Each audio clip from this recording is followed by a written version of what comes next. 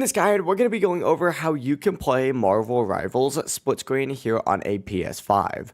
Before we do get into this guide, make sure to like the video and subscribe to the channel with all notifications on. It really does help with the channel. It lets us know that you want more content like this. We'd greatly appreciate it. And if at any point that this guide you did have any questions, just ask them down in the comment section below and we can help you out further. I'm going to be doing my best to reply to every single comment down there. Now in this guide, I really wanted to answer the probably most common question I've had in recent videos, going over whether you can actually play split screen here in Marvel Rivals on a PS5 specifically.